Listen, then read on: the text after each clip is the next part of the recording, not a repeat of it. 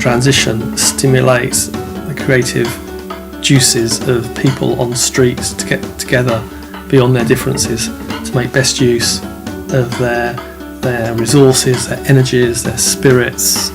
It's not about trying to change behaviour. It's about setting in place structures which can be available when needed. When there's the perceived need for them, they're there. For me, transition is moving towards an economy where everyone has a value, everyone has a place, and everyone has a purpose. And that includes the environment having a purpose, but also people. For me, as transition is more engaging with your community, building your community, and helping your community. Everybody cares about their community, so everybody has something to offer, and I love that inclusivity about it. So to me, that's what transition is about. So transition for me is imagining what our community looks like 20, 30, 50 years into the future, where we've done a really good job of creating something that's inclusive, that is thriving, where people are happy and our way of living is sustainable, and then figuring out today what we can do to help us get there. Humans have been going, oh, what's this stuff? Oil. We've just found it. Oh, this can be quite useful. And so they started using it more. And then, oh, this is really useful. So they started using it even more. And we're increasing the levels that we use oil. And meanwhile, the levels of oil left are rapidly decreasing. And so that is causing a big problem.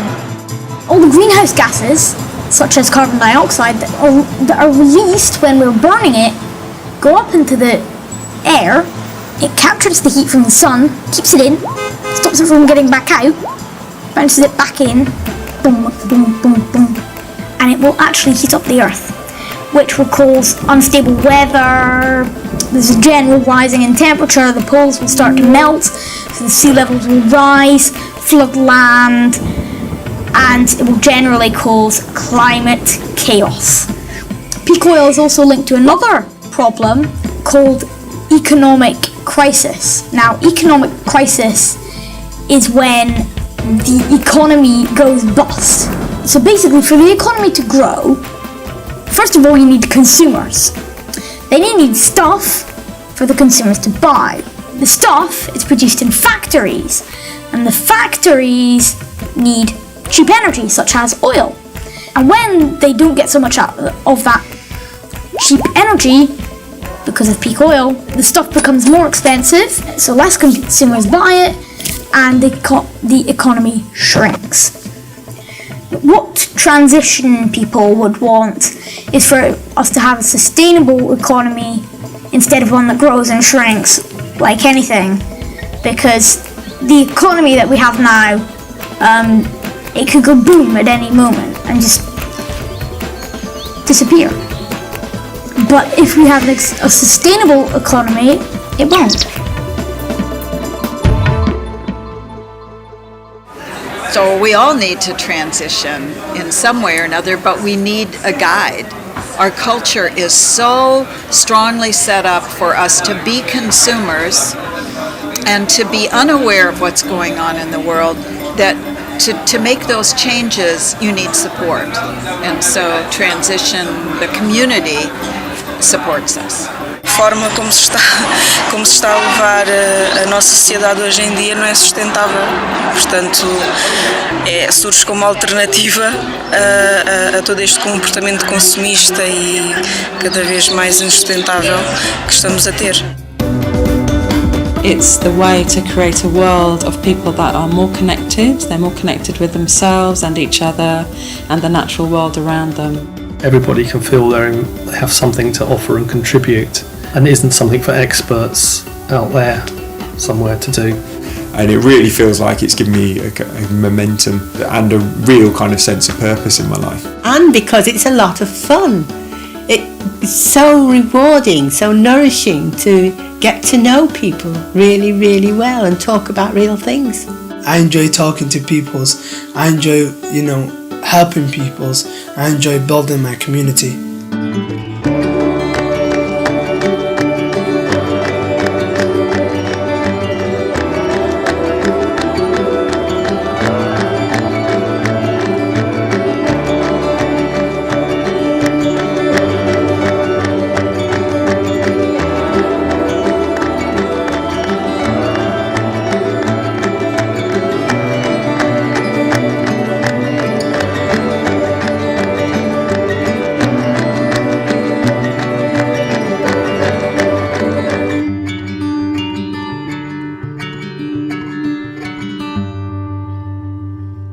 Transition starts with a group of people coming together, and that group of people can come from a range of different places. They might be a group that's already been meeting as something else, might be a group of people who already know each other but don't work formally together. It might be a group of people who meet at an event or in the pub and say, why don't we start Transition? But that initial coming together of people, that forming the group is the seed for the whole process.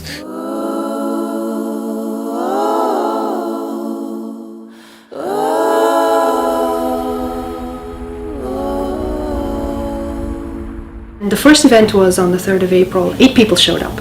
8 people showed up to that first event.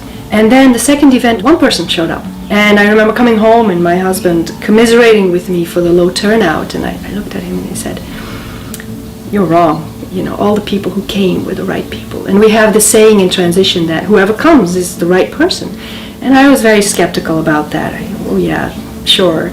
And I must say it's true. It totally turned out to be true. Of those 8 people who came to the first event, 4 of them are now part of Transition Wayland, of the initiating group. And that 1 person who showed up, he's part of Transition Wayland initiating group as well. Now the last event at the library, there were maybe 10 of us.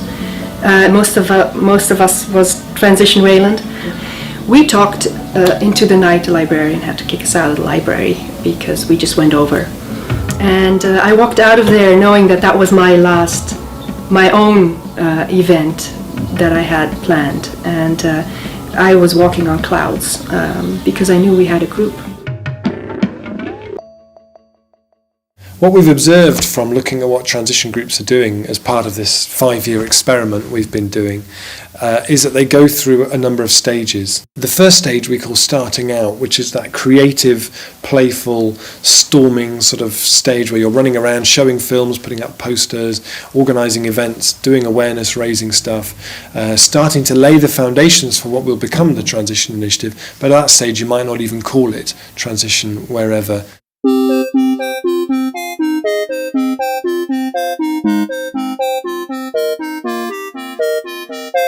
Moss Side is very, very in a city area. It's very densely populated. It's very multicultural, and it's had this horrific reputation as being the Bronx of Britain. And because it's so densely populated, you can go along a whole row of houses, knocking at quite a speed. Like as soon as someone's not in, you can move on. I worked for a double glazing company, knocking on doors doing that. I worked for an energy company as well. That kind of built up my confidence in door knocking. And I just thought, well, I know I can knock on people's doors and be persuasive and make a good impression. So I believe in Transition so much more than I believe in those other things. So that increased my confidence as well and made me think, actually, I could probably do a really good job of door knocking for Transition as well. And I think you get a very different response through the door knocking than you probably do through any other type of awareness raising. It's a numbers game, the majority of people, I guess, probably don't sign up, and it's just a case of keeping going. And then what's the best way of getting in touch with you? I'm always in, I'm in every day. You're always in? Yeah. Okay, great, so just make a note, so it's 15. Every day. One of our core group members, Ali Mohammed, who I met through door knocking, had not, as far as I know, been involved in any kind of environmental work before. When I first saw Joe, obviously, and I wasn't that much of thinking what he's doing is great, but I was open to him and I was listening to him what he's saying, because I thought like this person, especially when he said Moss Side, I thought like this is something about our community, and so I started listening from that time. The door knocking seemed to me like a really kind of exciting way of just engaging new people who've who've not been involved at all in any kind of environmental activity before. Good to know your neighbours as well, because if something happened to you, your neighbour could help you. And one of the door knocking as well, then we building up this relationship with our community. And if we build this relationship, then that means that our community is well protected and people know each other and they can help each other.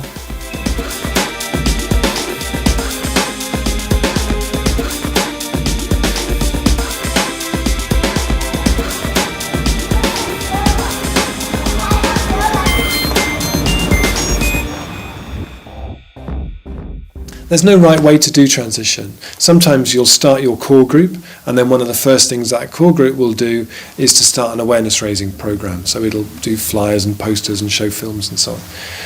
The other way round often is that just a handful of people, or maybe even one person, will start an awareness raising program, go out, show films, network with other organisations, do all that sort of thing.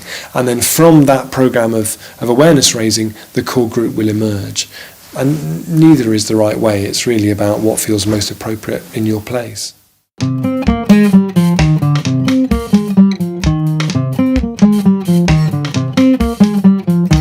A terra onde vivemos pertence aos nossos netos. Temos de viver do que ela nos dá, sem estragar e sem depender de outras regiões. A aldeia das Amoreiras é a nossa terra e temos de a gerir sustentavelmente. O primeiro passo é sonhar. Qual é que é o seu sonho para a aldeia e qual é a sua aldeia de sonho? Ok? Eu não gostei para ser ninguém. Os velhos têm morrido. Os novos vão governar a vida pelo outro lado. E cada dia está aí com medo de velhos e pronto. Tenho ideia de uma boa conversa. A gente todos uns com os outros, que é o que temos falta. De conviver bem uns com os outros todos. E auxiliar-se, se a gente pudesse. O meu sonho, sabe o que era? Era uma casa aí, por exemplo, aí o médico, que na posse lá acima.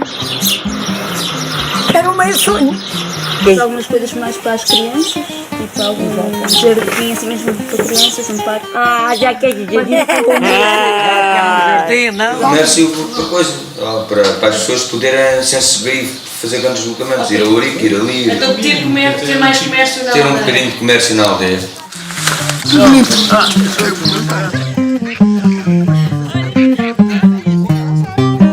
Era muito bom que fossem apenas alguns dos pontos a serem realizados, dos sonhos das pessoas. Era muito bom porque a aldeia precisava mesmo disso para ficar mais dinâmica e sustentar-se a si própria, que era o que no fundo ela precisava.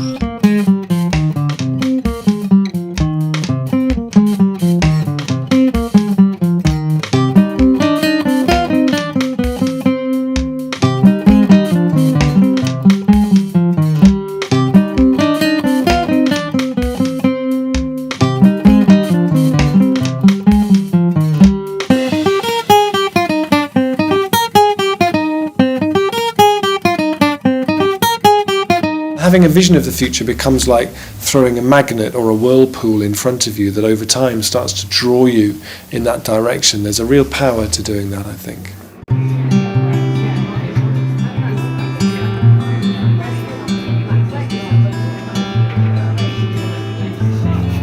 If our vision is that we have communities that are thriving, where people feel included, where people have a sense of well-being, we need the basics of our living systems to be working for that. But actually the biggest journey, I think, and the biggest transition that we need to make is actually on the inside.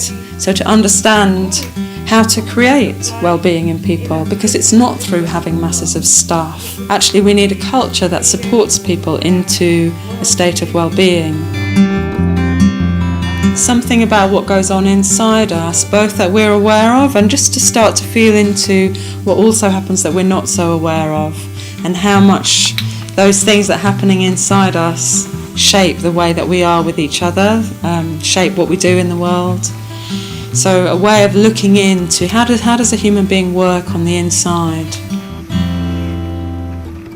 But the way that we've made the world that has this focus on competition, on getting as much as you can, on keeping up with the people that have more than you, you know, and often seeing the other person or the person who's different as somebody who's a threat, that comes actually out of a state of consciousness and something that's happening inside us. And until we can feel that and own that and look at what's happening and work with it in some way, that will keep on expressing itself in the world.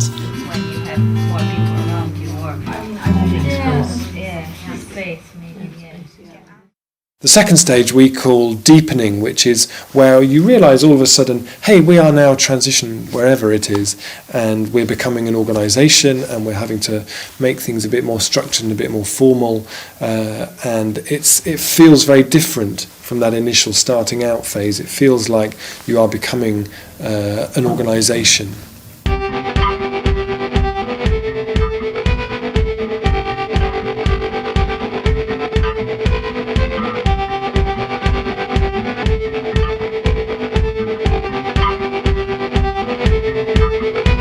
I was looking for a place to blog. Whenever I found Transition, it seemed like they were basically working with all of the tools that I was trying to implement. It seemed like, you know, there was a lot of knowledge there, and I really wanted to tap into the knowledge resources. I noticed that there was permaculture stuff on there, which was something that I was interested in, something that I wanted to start to integrate into urban areas.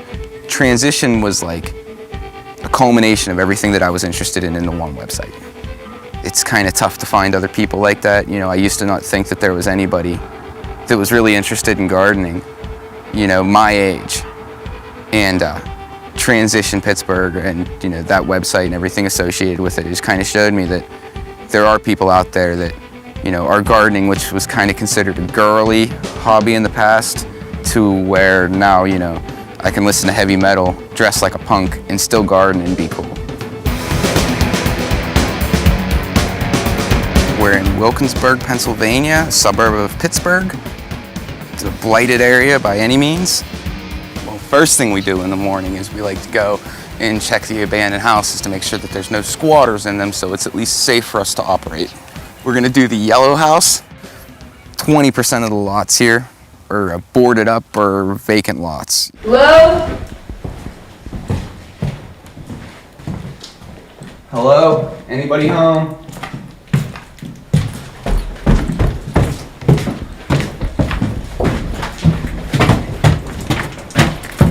Well, the good news is there's nobody in here. This is Whitney Avenue Urban Farm.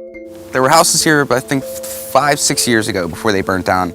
Everything that we grow here is pretty much given away for free or donated to the food bank. People from the neighborhood also know that they're welcome to come here and pick fruits and vegetables whenever they feel like it. Well, Chris and Carly came on Whitney Avenue. It was a street mainly of vacant houses and old dead lots, and they beautified this whole street single-handedly. It started people appreciating what they eat. Some people on the street was hungry and they could go up to that garden and pick something to eat. We work with the kids in the neighborhood to do this. Basically, you know, we had a whole bunch of kids that got in a whole lot of trouble, and we needed a way to keep them occupied and keep them busy, and this turned out to be our way. When I first started gardening, I said, that's lame. It still is kind of, but it keeps me out of trouble. We had other kids on the street that was giving Brandon a bad influence. He was following other kids that was a bad influence on him. And then, so once the kids moved away, and then Chris and Carly gave him projects to do, he turned out to be a nice little kid. When you start picking the food from the garden, what do you do with it? Like the corn? All of it. Oh, we sold it. Oh yeah, where'd you sell it? Right over there. Yeah? Mm-hmm. Want to take me there? Yeah. Yeah, let's go. We wait for the people to come down there. Then we ask them, do they want to buy some tomatoes or some zucchini or corn? And if they say no, we say, thank you, have a nice day. We love the kid. He's like a son to me, you know? I want to teach him everything that he's not getting at home. What happened here in Wilkinsburg, one of the main things that the that the downfall has been attributed to was the loss of fathers, basically. A lot of kids that are here have either their fathers are in jail, they were murdered at some point, or they've just disappeared altogether. There were gangs here, and whenever the FBI came in and dismantled the gangs, then, you know, that meant they hauled off and threw in jail for 20 years, sometimes 60, 70 people at a clip, all men, most of them fathers. My goal over time would be to establish more of these types of gardens around Wilkinsburg so that people can feed themselves.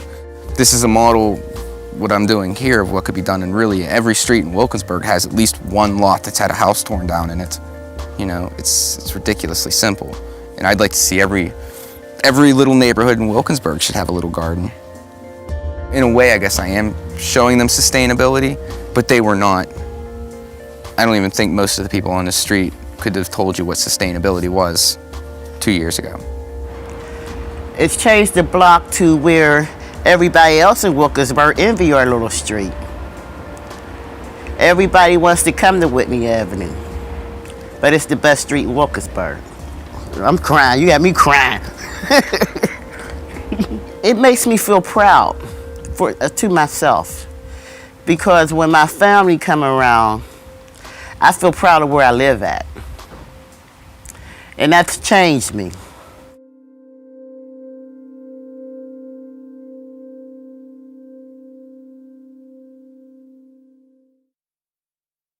In terms of practical projects, food is where a lot of transition groups get started first, because you don't have to wait for anything to get on with that. You don't need permission to do it, you don't need funding to do it. If you want to set up a windmill on the edge of your town, that could take you 5 or 6 years. You can start a garden share scheme, you can start growing food, you can start window boxes, you can start that really, really quickly and really simply. So what we see time and time again is it's local food projects are the first things transition initiatives do, and the first thing that they start to gain some momentum around.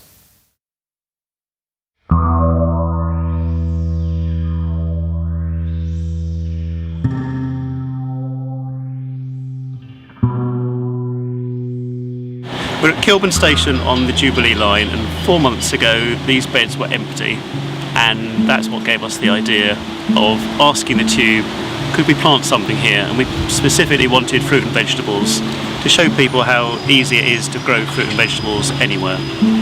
We believe this is the only tube platform in London that's got fruit and vegetables growing on it, and even an apple tree. And part of the reason that we've got this plot in such a high profile place with 12,000 people coming through the station every day, we're delighted with the idea that a commuter can get off a train and pick a strawberry or a tomato and munch it on the way home. It's fantastic. We went to Transport for London and asked if we could grow some food here. And I think at first their reaction was a little bit nervous. We don't want to grow food there, but we're quite happy for you to plant flowers. So our first attempt at it was a little bit disheartening. So when we went to have a meeting with them, they introduced the idea of the Underground in Bloom, and they said, well, we'd love for you to do this as part of our Underground in Bloom competition. And when we went through the list of categories to see which one we may want to enter, they seemed to be genuinely surprised that there was a grow your own food category. So we pointed it out to them and said, well, we'd love to take part in that. We have an apple tree and we have some veg seeds that they weren't even aware that, you know, they were allowed to grow food on their platforms. It pays to be persistent, because sometimes, you know, like with a lot of things, it depends on personalities that are involved, and they might not really be willing to take a risk, but some people just get really excited about it. So it depends on which person you speak to at any organisation. A different way of seeing the place that you see, like I've been living here for 10 years, so to see it in a totally different light, this is the first time that I've ever done something that's made these connections in this area for me. And that's quite an exciting thing.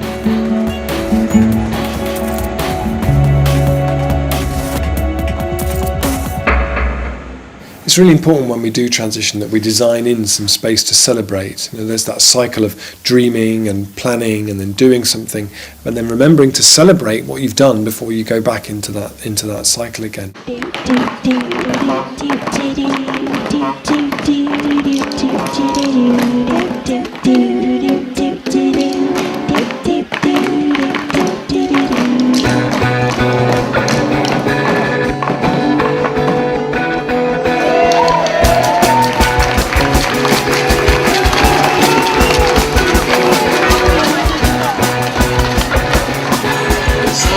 so many of you. Hello. Hello. Say hello back to me. Celebrating appreciations, all of that positive communication really helps us as human beings just to feel resourced and good about ourselves. That where we create space to celebrate each other's achievements, to appreciate the qualities that we see in each other, people build trust and they enjoy being together. Whereas if we're in a constant state of pressure and we don't have time for that because we're moving on to the next thing, actually that's just a recipe for people to be exhausted very quickly.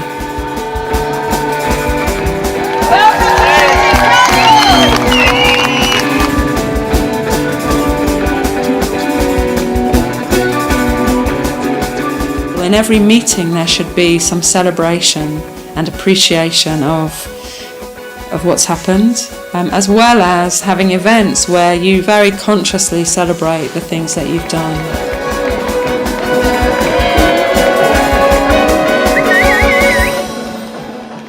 It would be really deceptive if this film gave the impression that transition always works and is always glitteringly, dazzlingly successful.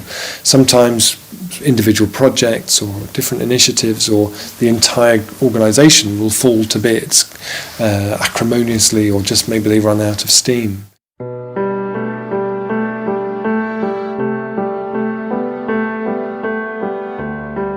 We can have a rosy vision that if we all have the same dream, we'll all get on, and it's not going to be true. Difference and conflict is always going to come into our groups. If I'm absolutely honest, it was horrible. I won't go into the full details of it because some of it's quite private, but it had an absolutely horrible ending to it. I was very scarred by some of the things that have been said and very, very upset at some of the abuse that have been hurled around. And quite upset at myself that I think by the end of it I was pretty equally willing to get quite engaged in being not very nice. Gosh, if this is the people that are coming together trying to save the world, get me off this planet. I don't want to be here, because we ain't got a hope, and maybe we are probably all completely misguided and naive and a bit stupid. And if we can get through it and be open to learning, it's transformational. You know, it can really help us the next time to do it better. I think what became learnt was when a new group did arise, we realised that the most important thing, beyond saving the planet or beyond whatever, peak oil, was that people really focused on being able to hear each other and have respect for each other's view, not necessarily agree with it and be able to say we don't agree, but to tolerate and consider relations between people as the primary thing.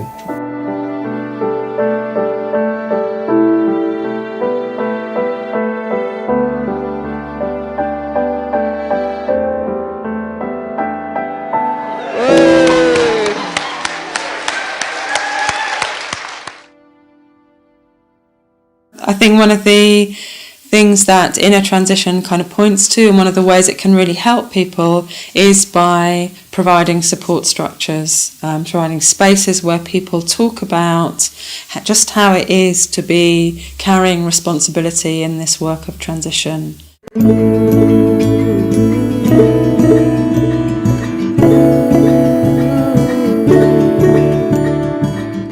For me, I mean, because we're not in Transition Town Incorporated, there's no line manager sort of giving you a pat on the back. So for people who are running things, I think it's good to have peer support, other people that are like yourself who can, you know, hear what you've been up to and who understand the problems that you're facing. It's very tiring being at the front of what you're doing, or feeling that you're at the front of what you're doing, and you can forget why you're doing it. But there's something about going back to the emotional pool, the emotional source that reminds you why you're doing it and puts you back in touch with that drive in a very good way, you know, and you feel happy about it again, you know, rather than on a treadmill. I think it's absolutely fundamental. I think transition calls for everybody to step into a different level of leadership.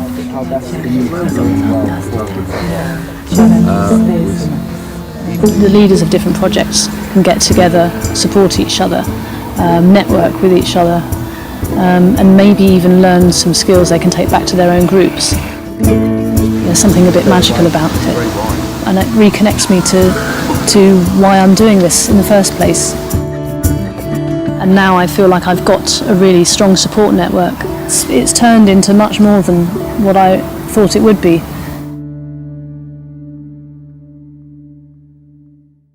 The third stage is connecting, and that's where once you're up and running, you start to really reach out into the wider community, to the organisations and the people you might not normally have come into contact with at that stage, the local council, local businesses, the wider community.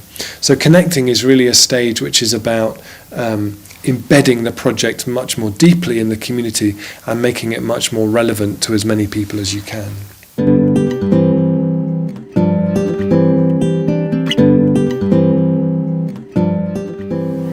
Nell'estate del 2008 ho tenuto il mio primo Transition Talk a Monteveglio.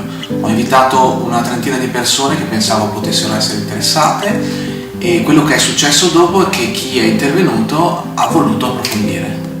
È stata un'esperienza che mi ha visto nella prima riunione rimanere veramente scioccato rispetto a quelle che erano le informazioni che ci venivano date. Diversi mesi più tardi eravamo tutti molto più consapevoli di quando avevamo cominciato. Qualcuno di noi ha pensato di proseguire il percorso all'interno del gruppo guida di Monteveglio Città di Transizione, altri come Umberto e Daniele hanno pensato di candidarsi alle elezioni per il Consiglio Comunale. Hanno vinto e adesso sono il sindaco e l'assessore all'ambiente. Il risultato è che ci siamo ritrovati con un consiglio al cui interno c'erano due persone molto consapevoli rispetto a tutte le tematiche della transizione, e anche gli altri avevano un'idea piuttosto chiara delle sfide che avremmo dovuto affrontare negli anni successivi. Cioè, come fa un amministratore di una città di 5.000 abitanti a prendere atto della crisi del modello di sviluppo crescita limitata, della fine dell'economia del petrolio e a indirizzare delle politiche? Il primo atto è stato quello di scriverlo nero su bianco. E così nasce una delibera ufficiale in cui l'amministrazione indica come politica prioritaria la fuoriuscita dall'economia dei combustibili fossili, prevedendo la stesura di un piano di decrescita energetica. Spesso ci chiedono come abbiamo fatto a costringere i nostri politici a firmare una delibera così impegnativa. La cosa bella è che non c'è stato bisogno di convincere nessuno, non abbiamo dovuto fare nessun tipo di pressione. Noi abbiamo già ottenuto risultati molto importanti a mio modo di vedere. Uno tra tutti è quello di una decisa inversione di rotta relativamente a tutto il tema urbanistico. Lavorare fianco a fianco con l'amministrazione permette ovviamente di fare cose che se no sarebbero impossibili. Un esempio è il progetto Enescom, un progetto europeo che porterà i 6 comuni della vallata all'adesione al patto dei sindaci e che ci consentirà di scrivere i piani di decrescita energetica per tutto questo territorio. Se poi queste politiche si fanno avendo dietro dei ragionamenti come quelli che ha fatto il Comune di Monteveglio sull'aumento di resilienza e sulla fuoriuscita da un'economia basata sul petrolio, l'adesione dell'intero territorio al patto dei sindaci diventa ancora più interessante. Il patto dei sindaci è un programma europeo che mira alla riduzione delle emissioni di CO2 e allo sviluppo di energie più sostenibili e rinnovabili. È un buono strumento per la transizione perché consente di tenere assieme le persone e gli amministratori nello stesso processo. Quindi a Monteveglio vediamo succedere quello che già accade in tante altre città di transizione. In più c'è questo forte coinvolgimento del livello istituzionale che speriamo possa portarci a cambiare la realtà delle cose un po' più in fretta.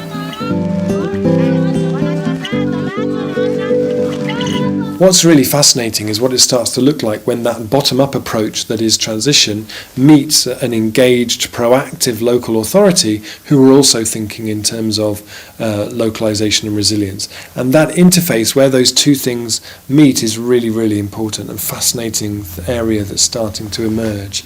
How can a council best support the transition process rather than drive it?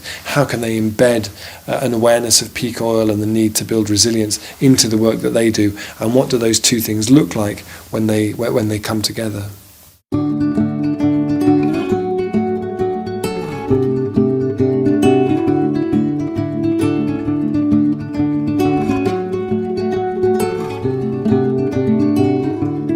Transition Together was originally conceived here in Totnes through the Transition Town Totnes initiative as a way of engaging people in a street-by-street kind of a way.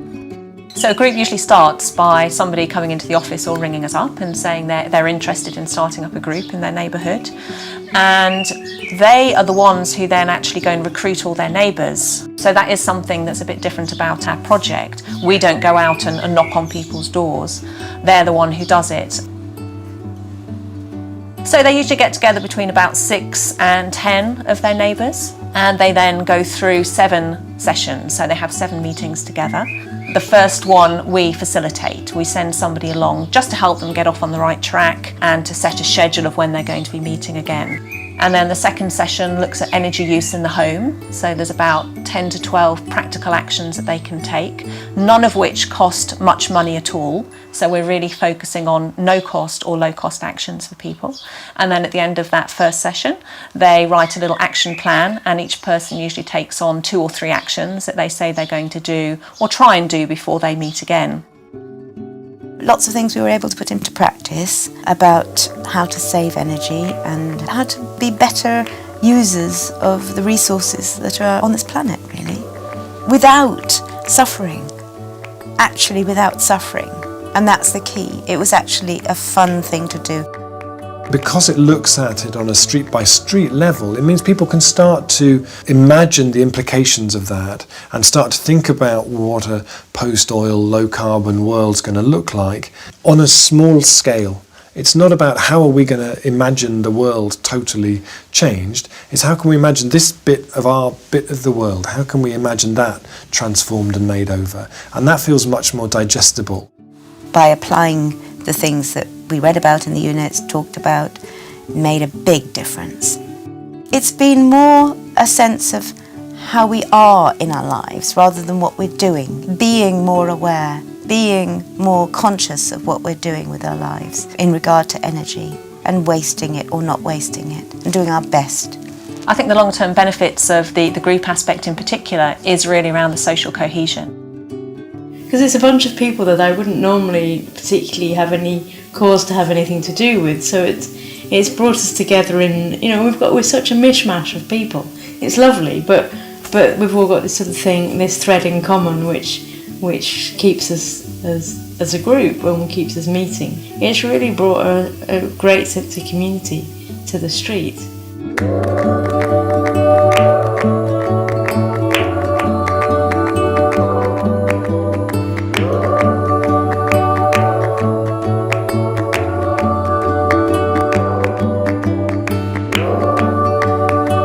See that creativity spark and people start looking at each other's gardens in different ways and looking at each other's rooftops as having great potential. And I think probably in the long run, that's the change that will stick.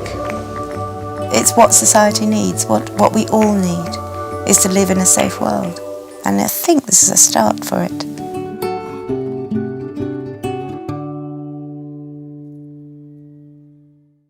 And the fourth stage is building, and building is about that step of starting to think strategically about the localization of the place that you live. It's the stage where you start setting up energy companies, setting up local currencies, setting up social enterprises. So it's where it moves from lots of ideas into making a very tangible push at creating a new infrastructure locally.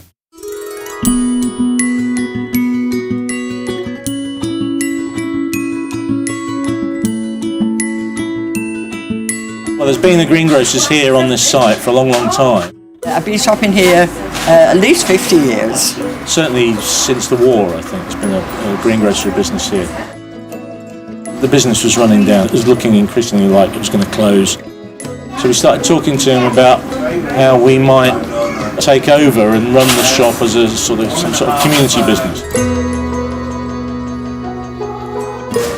The community-owned approach was a very deliberate move for ethical reasons, I suppose, but also very practical reasons. We wanted people to use the shop. What better way to get them to use the shop than to give them ownership of the shop? The local food side of things we didn't do before. which is what they're all about now. So people actually just come in with, and I say, I've got 6 cauliflowers, do you want them? And as long as they're good quality, we'll take it off them. Look at this. I know, it's marvellous. Local rhubarb. We love this. As I actually have customers that come into the shop specifically asking for Diggle rhubarb. It's part of the rhubarb triangle, because we want to encourage people to grow more stuff.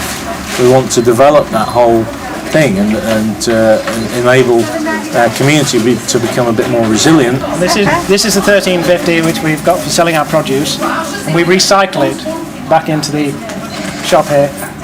And I would expect we'll spend more, which is the usual. We've added a lot of value to the community. We've created jobs. We've enabled more people to do all their shopping locally. We've improved the business of other retailers around here by being here. It's because more people are now choosing to shop locally rather than drive off to a supermarket or something, so they're spending more money in other shops as well as in here, which is great. I'm really pleased that it's been as successful as it has been. It might not have been like this, it could have been very different, I'm sure. And right from the outset as well, we've done the bread, which is something really quite special. It was sort of a marriage made in heaven, really. The two businesses, both cooperatives, because the bakery is a worker cooperative, where we're a consumer cooperative, I guess. I think things like a worker co-op structure means you're much more connected with the people you work with. You know, I've had colleagues all my working life, but it's not the same thing. This is a different level of interconnectedness.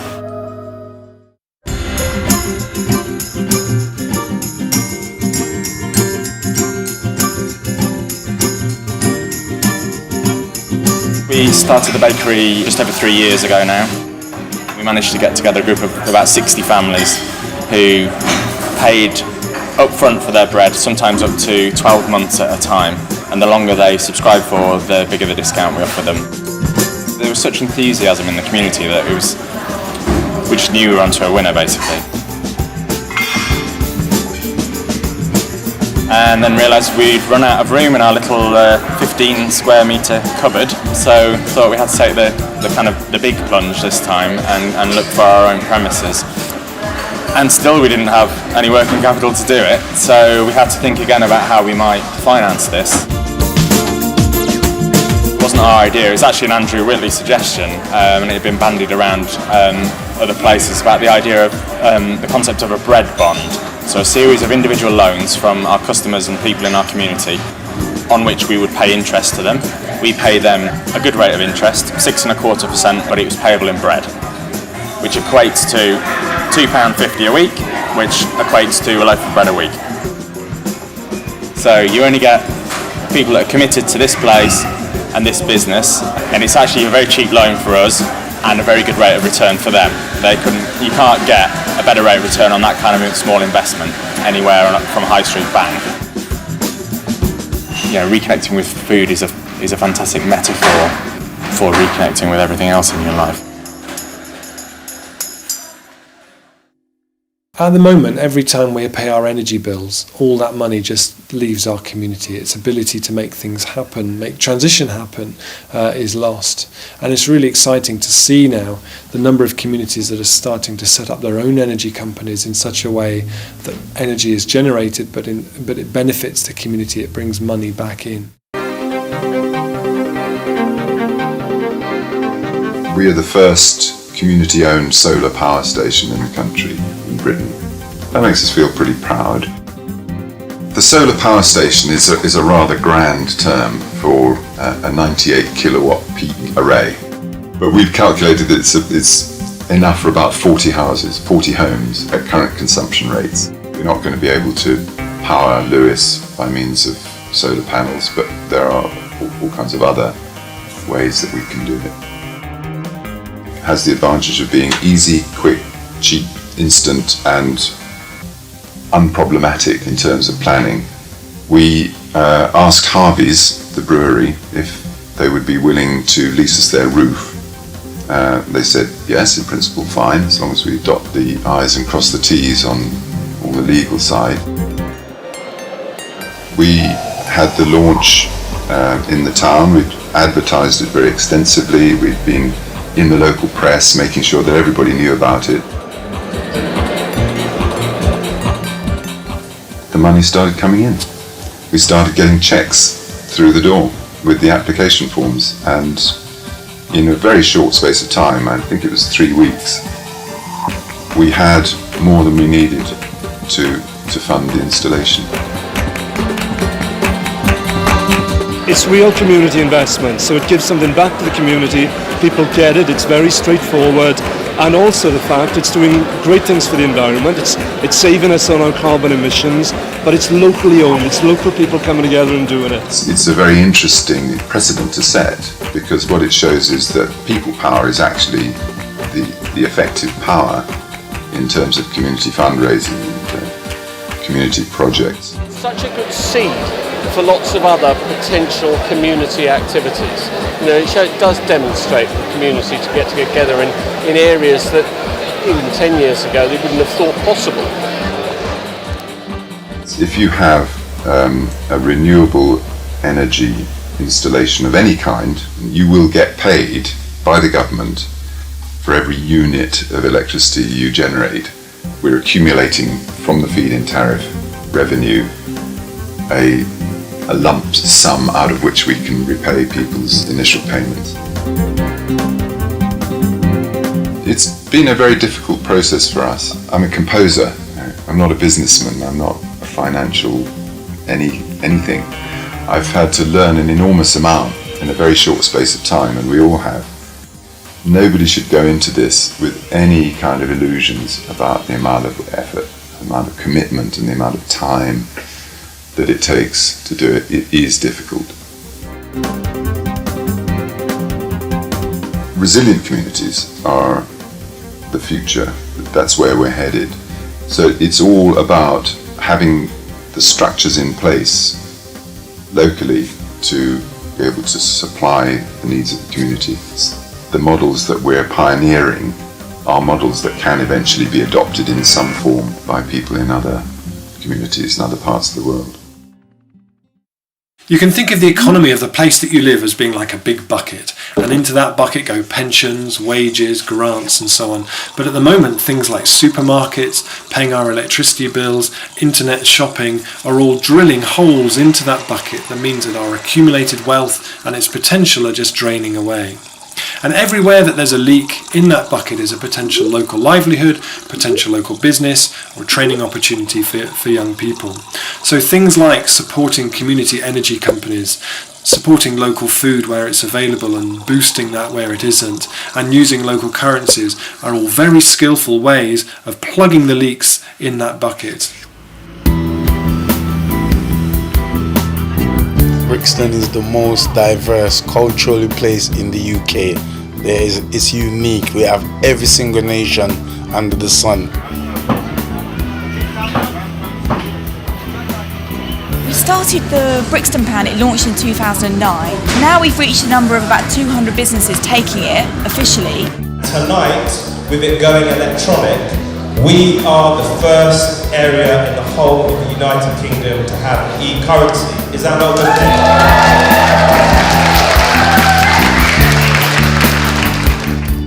We're now advancing into a digital age with the pound. I just think it's another wonderful incentive for people to come down to Brixton Market and come to Brixton in general and give it a think and spend their money. Absolutely. Thank you.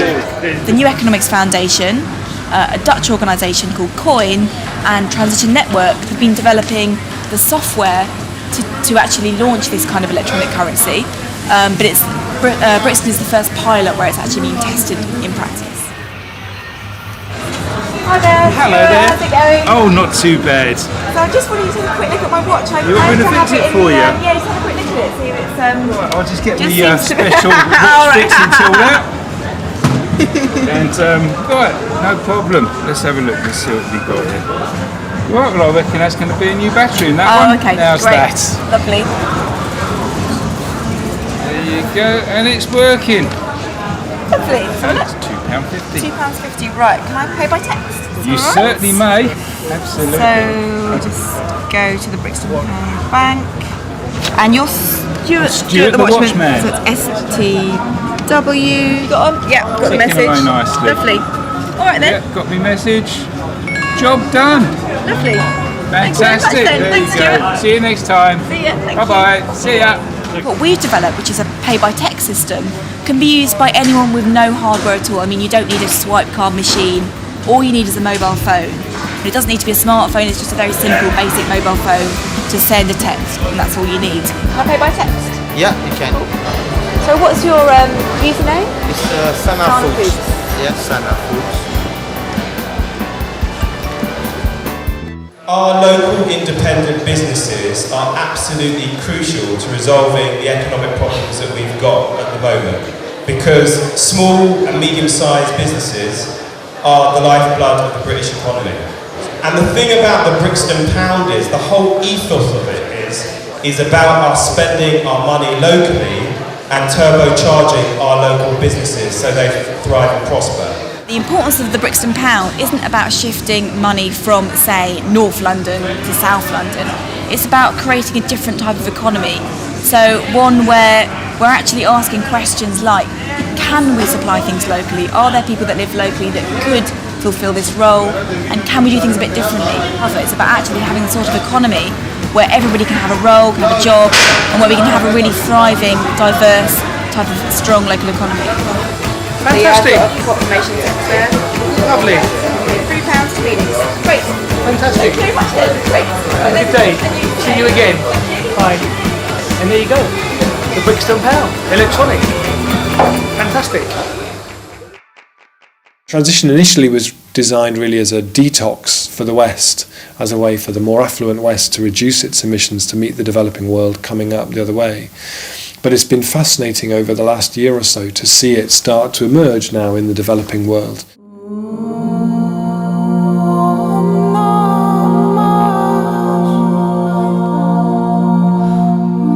We started with our first village, which is Kotakarai, where we live.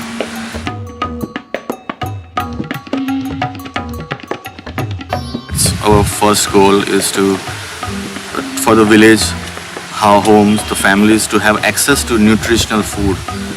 That's the core of our program and our project, is everybody should have access to good quality food. We go to one house, we say, do you want to start a vegetable garden? We bring the seeds and we show you how to maintain it. And as soon as we start, then neighbors will come and say, okay, can we also have the same? And that's how we have been growing with this concept.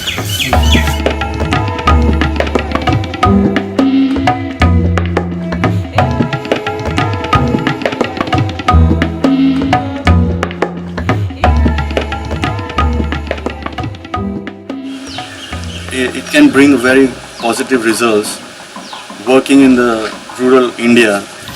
For example, if you say this is the size of a carbon footprint of a person living in US, okay? This is the size of a carbon footprint a person living in India, and this is the size of a carbon footprint of a person living in a rural India. So we don't have to come from all the way down to here, we're already here. We just have to adopt models where most of our practices are green practices, are renewable practices, and still keep the villages, the rural India, in rural India, so it will stop migration. We are bringing the transition from an old model of traditional village to a developed India, and find a balance where they don't feel they're left out not living in the cities. We are very happy to see smile on the faces of villagers. Like they are very welcoming us to open their heart and their house.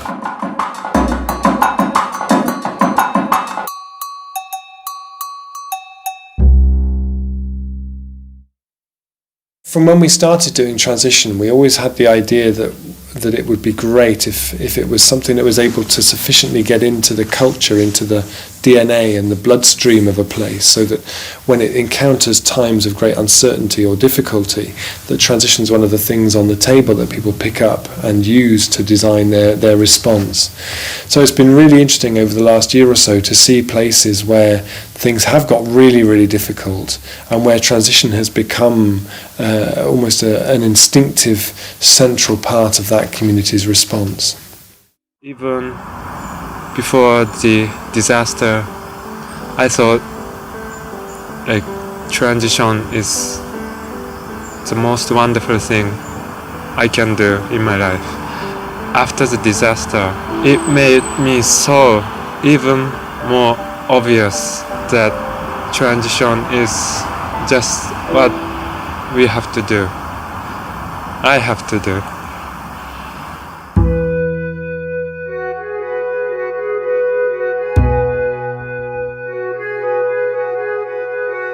うちの電力は今メーリングリストに登録して情報を共有しているメンバーがだいたい80名から90名ぐらい。そもそもは311の地震と原発事故をきっかけにして立ち上がって今の電気の在り方はどうなのか、これからの電気の在り方はどうなのかということを考えるようなそういう趣旨で集まってきたんだと思うんですが、今までいろいろと考えて話し合いもしてたんですけど、なかなか実際の行動には落とし込めてなかったようなところで、ああいう災難があって、そこで誰かが呼びかけたんですね。富士野電力っていうキーワードで僕たちにも何かできることがあるんじゃないか。その富士野電力っていうキーワードで一気に立ち上がった。光祭りというイベントをきっかけにして一気に具体的なステップに踏み出していった。今年第8回目で、今年については全部自然エネルギーでその祭りの電気を賄おうという趣旨で進んだんですね。だいたい延べ人数3日間で5000人ぐらい来場していただきましたけど、そういった規模のイベントを全て自然エネルギーでやったと。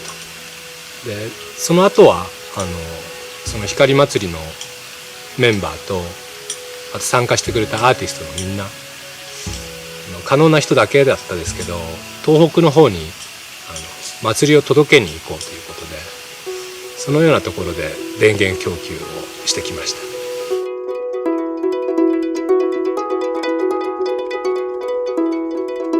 それとは別にやっぱりこの自分たちの住む地域、地元を全て自然エネルギーで賄っていきたい。でそのためにじゃあこの富士野にはどんなエネルギーの可能性があるかなっていうと、ざっと浮かぶところではまずこの森ですね。でそれに合わせて小水力、山々は深く谷を作っていて、水の流れは強い場所がいくつかこの地域にあるので、これからそういう段取りが必要だよねというところを富士野電力の中で共有して、でもっと地域に広げてまた共有して、それで進めていくようなイメージを持っています。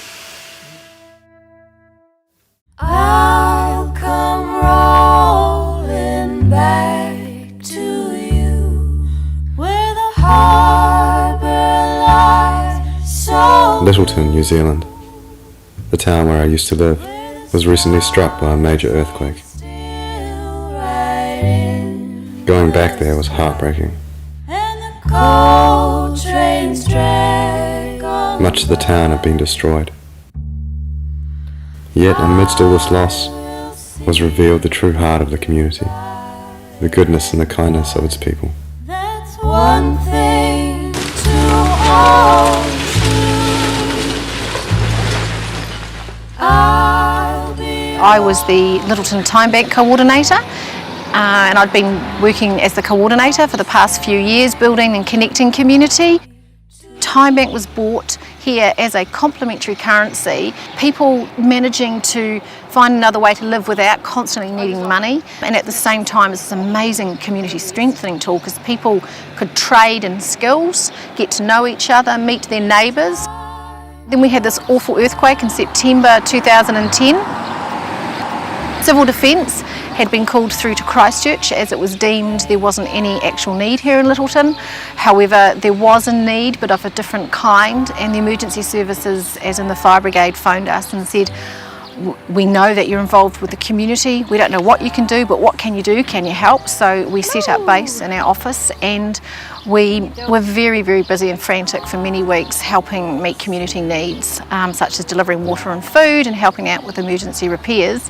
That's one thing to hold true. We'd kind of just got on top of things just 2 weeks before the February earthquake hit, and it was different this time. It was faster, it was worse, all buildings were down, it was entirely different. It was like September was a practice run.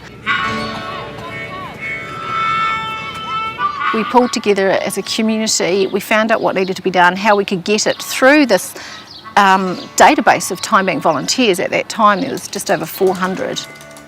We just got things in motion and sent out these emails. This is where we are, this is what we need. And people came in droves, and then they sent those emails out to their own databases and on Facebook pages, and we had so many volunteers coming in. It was absolutely incredible. I don't think the community would have pulled itself together as quickly as it did without the community time bank here.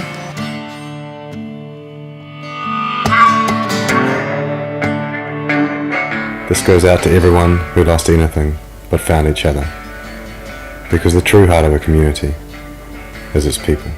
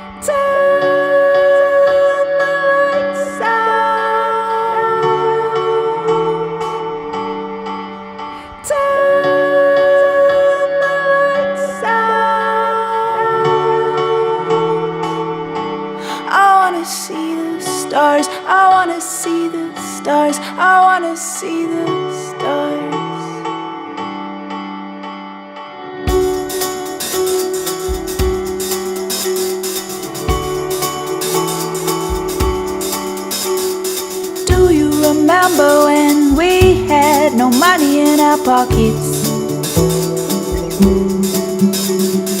We made gains from the things that we already had. We ran outside and climbed trees and made camps. We made up songs from the tunes in our heads. Turn the lights out. Turn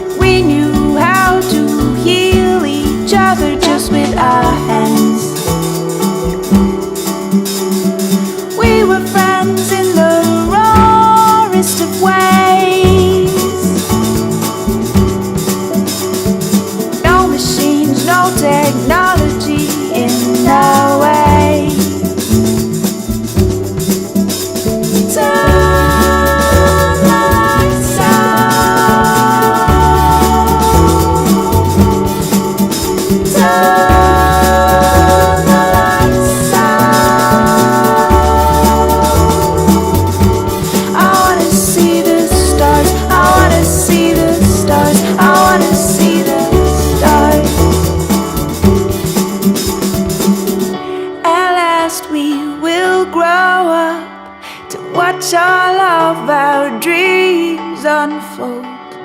We can make what we want of this world. Let's make it beautiful. I want to make it beautiful with you. Turn the lights out. Turn the lights out. I wanna see the stars. I wanna see the stars. I wanna see the